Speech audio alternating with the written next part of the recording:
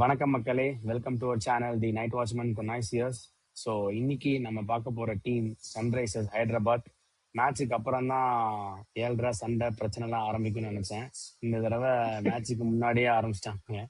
பாட்டை போடக்கூடாது, பிஜிஎம் போடக்கூடாது, காப்பி ரைட்ஸ் பிரச்சனை அது இதுன்னு நடந்துருக்கு. ஓகே, அவங்களோட காப்பி ரைட்ஸ் தான். ஸோ நம்ம அதுல ஒன்றும் ஸ்டேக் எதுவும் கிளைம் பண்ண முடியாது. பட் நம்ம கிட்ட வேற பாட்டா இல்ல. தலைவன்கிட்ட சொன்னா அனிருத் இது தலைவனுக்காகவே புதுசா ஒரு பாட்டு போடுவோம். அதுக்கப்புறம் இப்ப ராவண மவன்டா வேற இறங்கி இருக்கு, அதையும் நாங்க போடுவோம். பாட்டு கூட சிங்க் ஆவாரு அதனால அது ஒன்றும் பிரச்சனை இருக்காது. சரி, ஓகே, நம்ம மேட்ச் ஸ்குவாடுக்குள்ள போயிடலாம். ஸ்குவாடு வந்து நோட்டபிள் திங்ஸ்ன்னு பாத்தீங்கன்னா, ஷம்மியை வந்து ட்ரேட் பண்ணி எல்எஸ்சிக்கு அனுப்பி விட்டுருந்தாங்க. அது போக ஸ்குவாட்ல வந்து ரொம்ப ஆக்டிவா இருக்கிற மாதிரி இருந்தாங்க. ஆனா பெருசா யாரும் எடுக்கல. ரொம்ப பிரைஸ் கொடுத்து கடைசியில லியாம் லிவிங்ஸ்டனை போய் எடுத்தாங்க, வேற வழி இல்லாம. அதுக்கப்புறம் ஜாக் எட்வர்ட்ஸ், அவரும் நல்ல ப்ராமிசிங்கான ஒரு ஆல்ரவுண்டர் தான், அவர் எடுத்திருக்காங்க. அப்புறம் மத்த எல்லாமே pretty much சிமிலர் லைனப் தான். பவுலிங் ரொம்ப வீக்கா இருக்குன்னு நான் ஃபீல் பண்றேன். சிவம் மாய் உள்ளவங்க இருக்காரு, பட் அகைன் பவுலிங் ரொம்ப டிப்ளீட்டடா இருக்கு. ஸோ நம்ம ஸ்டார்ட் பண்ணிடலாம். மேடி, நீ உன்னோட 11ஓட சொல்லு, 11ஓட ஸ்டார்ட் பண்ணு. நான் அதுக்கப்புறம் என்னோட சேஞ்சஸ் இருந்தாலும் நான் சொல்றேன். அதான் கேகேஆருக்கு அப்புறம் அதிகமா பர்ஸ் வச்சு ஓரளவுக்கு நல்ல அதிகமான பல்கான பர்ஸை வச்சுதான் இவங்க உள்ள வந்தாங்க. ஆனா இவங்க சண்டை போட்டது எல்லாம் யாரு கூட சிஎஸ்கே கூட மட்டும் தான். கார்த்திக் சர்மாக்கு ஜாஸ்தி போனாங்க, எல்லாருக்கும் போயிட்டு அவன் எடுக்கிறானா நீ 2 தூக்குடா அப்படின்னு சொல்லிட்டு போயிட்டு பேட் கமின்ஸ் இருக்க தைரியத்துல அவங்க ஃபாஸ்ட் பவுலர்ஸ்க்கு பெருசா போகல. ஒரு ஸ்ட்ராங்கான ஃபாஸ்ட் பவுலர் இப்போ இது லுங்கி நிகடி மாதிரி ஒரு ஆளுக்கு அவங்க அதிகமா போயிருக்கலாம். இப்போ இந்த மாதிரி டைம்ல யூஸ் ஆயிருப்பாரு. ஆனா அந்த மாதிரி ஆளுக்கு போகாம வெறும் பேட் கமெண்ட்ஸ் மட்டுமே ட்ரஸ்ட் பண்ணியிருந்தாங்க. அவங்க ஈஷன் மலிங்கா வச்சிருக்காங்க, பட் இருந்தாலும் ஒரு அன்ப்ரூவன் கமாடிட்டில அதனால மாட்டிட்டாங்க. இப்போ பவுலிங் ஃபர்ஸ்ட் இன்ஜுரி அப்டேட் சொல்லிடுறேன். இன்ஜுரி அப்டேட்னா பேட் கமின்ஸ் வரமாட்டாரு ஃபர்ஸ்ட் ஹாஃப்க்கு. ஸோ செகண்ட் ஹாஃப் நிலைமை எப்படின்னு தெரியல. உங்களுக்கு வந்து சைன் ஆஃப் பண்ணா மட்டும் தான் வர முடியும் இங்க. ரெண்டாவது ஜாக் எட்வர்ட்ஸ், அவர் வந்து கேமரன் கிரீன் மாதிரி நெக்ஸ்ட் பிக் திங்க் பேசிட்டு இருக்காங்க. நிறைய பேரும் போனாங்க ஆக்சுவலா, டு பி ஆனஸ்ட் சிஎஸ்கே கூட போனாங்கன்னு நினைக்கிறேன் ஜாக் எட்வர்ட்ஸ்க்கு. அவருக்கு போனாங்க, அவர் எடுத்துட்டாங்க. பட் அவருமே வந்து இன்ஜுரி, என்ன இன்ஜுரின்னு சொல்ல அன்அவைலபிள்னு சொல்லிட்டாங்க. இப்போதைக்கு ரூல்ட் அவுட் இல்ல, அவங்க இப்படிதான் ஆரம்பிப்பாங்க. இப்போதைக்கு இன்ஜுரிங்க வருவோன்னு பார்ப்பாங்க, அப்புறம் அப்பயே சொன்னாங்க வரல அப்படின்னு சொல்லி ஆஸ்திரேலியா கிளம்பி போயிடுவாங்க. அதுதான் வருஷம் பண்ணிட்டு இருக்காங்க. அப்புறம் மூணாவது வந்து ஈஷன் மலிங்காக்கு வந்து ஏதோ ஸ்ட்ரைட் ஸ்டெயின் இன்ஜுரி, எக்ஸாக்டா என்ன இன்ஜுரி தெரியல, பட் அவரும் வந்து அன்அவைலபிள்னு சொல்லிட்டு இருக்காங்க. அதனால அவங்களுக்கு அந்த 3 பவுலருமே காலி. அதாவது நல்ல பிளேயிங் ஆட போற 3 பேர் காலி. இப்ப அன்சோல்டா போய் கடைசி ஆக்சிடென்ட் லியாம் லிவிங்ஸ்டன் கிளாஸ்னு மட்டும் தான் இவங்களுக்கு இருக்காங்க. ஸோ ரொம்ப ஒரு மாதிரி பவுலிங்லேயே வந்து லீட் பண்ண போறது எனக்கு சேதேவ் அர்ஷல் பட்டேல் தான். பவுலிங் லீட் பண்ற லீத்தல் அட்டாக்கே யாருமே கிடையாது. சமியை தேவையில்லாம ட்ரேட் பண்ணவனும் எனக்கு தோணுது இப்போ. ஓகே சரிடா, ஓகே, இப்போ நான் 11 படிக்கிறேன். ஸோ அதுல இருந்து நம்ம எப்படி போகுதுன்னு பார்க்கலாம். So opener number 1 number 2 Travis Head, Abhishek Sharma. 3ல வந்து நம்ம புது கேப்டன் இஷான் கிஷன், அவர் தான் கேப்டன். வைஸ் கேப்டன் வந்து அபிஷேக் சர்மா. நம்பர் 4ல வந்து நான் லியாம் லிவிங்ஸ்டன் வச்சுப்பேன். நம்பர் 5ல வந்து Klaasen. Number 6 Nitish Kumar Reddy. Number 7 Aniket Varma. Number நான் இம்பாக்டோட சேர்த்தே சொல்லிடுறேன். நம்பர் 8 இப்போதைக்கு நான் பேட் கமின்ஷன் போட்டிருக்கேன். மேபி வேற யாராவது ஒரு பவுலர் அந்த ஆட வைக்கலாம். பிரைடன் காஸ் ஆட வைக்கலாம், இல்லைன்னா ஜாக் எட்வர்ட்ஸ் யாரையா ஆட வைக்கணும். நம்பர் 9 வந்து ஹர்ஷல். நம்பர் 10 வந்து ஹர்ஷ் துபே. சாரி, நம்பர் 10 வந்து ஜீசன் அன்சாரி. 11 வந்து சிவம் மாவி ஆர் உனத்கட். ஸோ அந்த மாதிரிதான் காம்பினேஷன் இருக்கு. ஒரு 3 பேசஸ் தான் நாங்க தேத்தி இருக்கேன். இப்போ ஸ்குவாட்ல இருந்து ஆளே இல்ல, ஆமா தேத்தி தான் போட்டிருக்கேன். ஆமா, எனக்கும் ஆல்மோஸ்ட் சிமிலர் 11 தான்.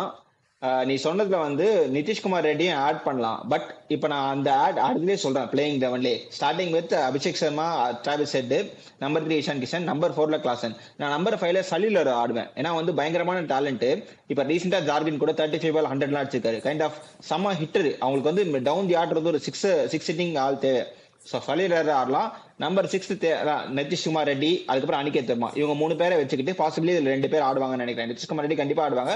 பட் சலீலர் தான் ஜீசன் அன்சாரி, அனிகேத் வர்மா 2 பேரையும் அவங்க ஆடுவாங்க டெஃபினட்டா. ஆனா போன வருஷமே அனிகேத் வர்மா வந்து பயங்கரமா பெர்ஃபார்ம் பண்ணாரு. அதுக்கப்புறம் அவங்க சொல்ற மாதிரி ஹர்ஷல் பவுலிங் யூனிட் பார்த்தா உனக்கு ஹர்ஷல் பட்டேல் இருக்காரு. அதுக்கப்புறம் ஜெயதேவ் இருக்காங்க, சிவம் மாவி, சாகிப் ஆசான் ஒருத்தர் இருக்காரு, நாட் ராங், ஒரு பவுலர், டால் பவுலரு. அவரையும் வந்து யூஸ் பண்ண சான்ஸ் இருக்கு. பட் நீ சொல்ற மாதிரி இனிஷியலா அவங்க என்ன போவாங்கன்னா உனத்கட்டு, சிவம்மாவி, அதுக்கப்புறம் பிரைடன் காஸ், இவங்க தான் போயணும். வேற ஆள் இல்ல. என் லைனப் தான் போவாங்க பாரு. ஹர்ஷ் துபே ஏன்னா போனதுல ஆடி இருக்கான். அது இல்லாம ரஞ்சில நிறைய விக்கெட் எடுத்திருக்கான். அதுக்கப்புறம் ஜீசன் அன்சாரி, அதுக்கப்புறம் நம்ம நல்ல ப்ரூவன் குமார். ஆமா. சோ அந்த மாதிரி அதுதான் ஆல்ரெடி அதுதான். ப்ரெடிக்டபிள் லைன்ல தான் போவானுங்க மோஸ்டா. பட் எனக்கு தெரிஞ்சு சலீல் போனா பெட்டர் ஆகும்னு தோணுது. ஏன்னா பயங்கரமான டேலண்ட் யூஸ் பண்ணிக்கலாம். அண்ட் யாருக்கு நிதிஷ்குமார் பதிலா? ரெட்டி, நிதிஷ்குமார் ரெட்டி மேல தான் நான் கை வைப்பேன், வேற எதுவும் இல்ல. பட் ஏய், இன்கேஸ் தேவைப்பட்டா, நான் சொல்றது நீ சொல்றது தான் முதல் லைன் எப்போ போகும். பட் கண்டிப்பா அடிதான் வாங்க போறாங்க அவங்க. அடி வாங்கினதுக்கு அப்புறமா ஏதோ ஒரு சாய்ஸ்ல லியாம் லிவிங்ஸ்டனுக்கு பதிலா நான் வந்து இந்த சலீல் யூஸ் பண்றேன். மூணு ஃபாரினர் மட்டும் வச்சுப்பேன். பின்னாடி வந்து கமிந்து மெண்டிஸ், அதுக்கப்புறம் பிளேயரை வச்சுக்கிட்டு தேவைப்பட்டா யூஸ் பண்ணிக்கலாம்ன்ற மாதிரி. பட் எனக்கு தெரிஞ்சு லியாம் லிவிங்ஸ்டன் பதிலா சலீல் போக நிறைய சான்சஸ் இருக்கு. நிதிஷ்குமார் ரெட்டியை ஃப்ளோட்டர் மாதிரி யூஸ் பண்ணிக்கலாம், அப் அண்ட் டவுன். ஏன்னா ஒரு பினிஷர்லாம் கிடையாது, தேவைப்பட்டா ஆடுற மாதிரி அந்த என்ட்ரி பாயிண்ட் ஃபேக்டர்ல. இவனுங்க வந்து இந்த பவுலிங் யூனிட் சொன்ன மாதிரி வெறும் ஹர்ஷல் பட்டேல், உனத்கட் தான்.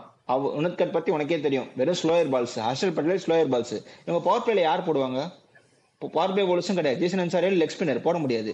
பேட் கமின்ஸ் தான் அடிபட்ட இருந்து ஏஞ்சி வந்து போட்டோம். ஸோ அந்த இடத்துல சிவமாவை மட்டும் தான் அவங்க ட்ரஸ்ட் பண்ணி ஆகணும். சிவமாவுக்கும் பெருசா வந்து ஐபிஎல் சீசன் வந்து பிரேக் த்ரூவா இருந்ததே கிடையாது. பாசிபிளி இந்த சான்ஸ் யூஸ் பண்ணலாம். ஷமி மாதிரி ஒரு விளையாட மிஸ் பண்ணிட்டு ரொம்ப டஃபா இருக்கும் அவங்களுக்கு. பாவம் யார் பாவத்தை வாங்கிட்டாங்கன்னு தெரியல. நம்ம எதுவும் சொல்லிட்டேன். ஓகே, இல்லடா அதான் இப்போ பவர் பிளேல போடுறதுக்கு ஆள் இல்ல ஒண்ணு. இன்னொன்னு என்ன மேட்டர்னா, லியாம் லிவிங்ஸ்னா அவங்க ஆடுவாங்க. ஏன்னா எஸ்ஆர்ஹெச்சோட பிராண்ட் ஆஃப் கிரிக்கெட் அண்ட் அவங்களோட அப்ரோச் எப்பயுமே எப்படி இருக்கும்னா, ஃபுல்லா நான் பேட்டிங் 300 லோடிங், நான் கப் அடிக்கணும். உனக்கு இப்போ என்னன்னா, உனக்கு இந்த 2026 கப் அடிக்கணும்னு ஆசைப்படுறியா இல்ல 300 அடிக்கணும் ஒரு மேட்ச் ஆசைப்படுறேன் கேட்டா, நான் 300 அடிக்கணும்னு ஆசைப்படுறேன்னு சொல்லுவானுங்க.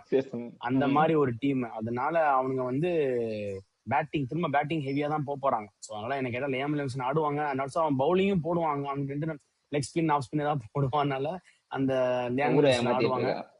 ஆமா, நீ சொன்ன மாதிரி தான் போவாங்க. ஆனா நான் என்ன சொல்றேன்னா, அது ஒர்க் அவுட் ஆகுது. லியாம் லிவிங்ஸ்டன் சலீல் ஆடினா டேலண்ட் நல்லா இருக்குன்னு சொல்லிட்டு ஸ்மரன் ரவிச்சந்திரன் வச்சிருக்காங்க.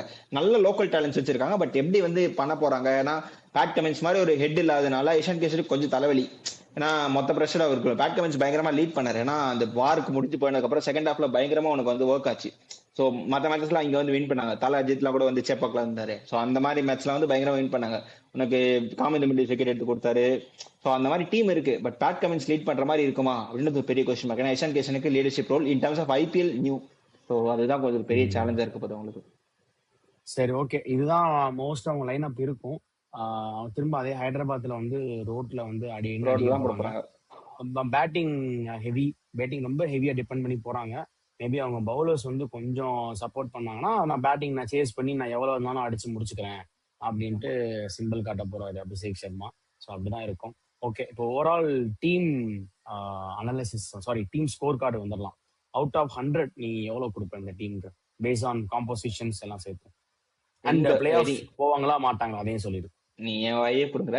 அவுட் ஆஃப் 100 சொன்னா இன் டர்ம்ஸ் ஆஃப் பேட்டிங் மட்டும் கன்சிடர் பண்ணி வச்சுக்க. நீ சொல்ற சினாரியோ இப்போ அவங்களுக்கு வந்து ஒரு சேசிங் வருது, இல்ல ஒரு மாதிரி நல்ல டீம், இப்போ எக்ஸாம்பிள் மும்பை மாதிரி ஒரு டீம், இல்ல ஆர்சிபி வித் ஹேசில்வுட்டோ ஒரு டீம் வந்தாங்கன்னா ஸ்ட்ரகிள் ஆவாங்க. பிகாஸ் அவங்களால வந்து ஈஸியா சேஸ் பண்ண முடியாது. நீ வந்து எல்லாரையும் அடிக்க முடியாதுல்ல. எங்கேயோ ஒரு இடத்துல மாட்டிப்பேன். ஏன்னா கேகேஆர் கொஞ்சம் குவைட் லீனியர் தான் பவுலிங் அட்டாக்ல. ஸோ நல்ல பவுலிங் அட்டாக் எகென்ஸ்டா அவங்களால சேஸ் பண்ண முடியாது, மாட்டிப்பாங்க.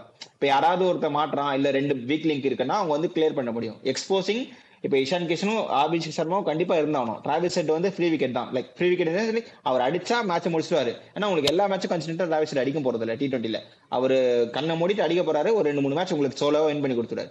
ஸோ அந்த டேர்ம்ஸ்ல அந்த இன்எக்ஸ்பீரியன்ஸ் மிடில் ஆர்டர் வந்து கொஞ்சம் எக்ஸ்போஸ் ஆகும் நான் சொல்றேன். இன் டர்ம்ஸ் ஆஃப் கிளாஸ்னு சொன்னா கிளாஸ் பழைய கிளாஸ் இல்லை. இப்போ SIT20ல எடுத்து பார்த்தோன்னா அவருக்கு அவ்வளவா அந்த ஷார்ட்ஸ் வந்து பழைய முன்ன மாதிரி கனெக்ட் ஆக மாட்டேங்குது. அது என்னன்னு தெரியல. ஸோ அந்த இடத்துல அவங்க மாட்டிப்பாங்கன்னு தோணுது.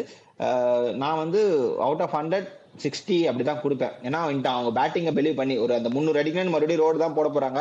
கண்டிப்பா அவங்க பவுலிங் பிச் போடவே போறது கிடையாது. சும்மாவே அங்கே ஹைதராபாத்ல நேஷனல் ஹைவே ரோடு தான். இப்போ நல்ல பலன்னு கண்ணாடி பார்த்து தலை செய்கிற மாதிரி இருக்கும்னு நினைக்கிறேன். பார்ப்போம்.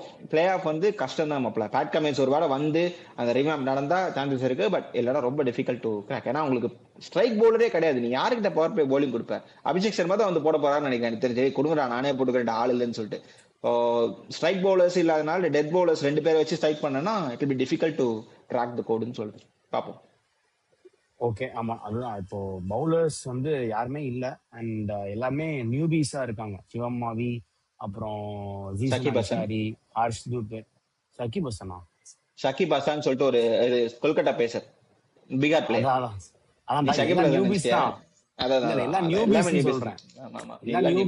ஒரு ஏதாவது ஒரு டிபார்ட்மெண்ட்ல வந்து ஃபார் எக்ஸாம்பிள் பேஸ்ல வந்து 2-3 பேர் இருக்காங்க.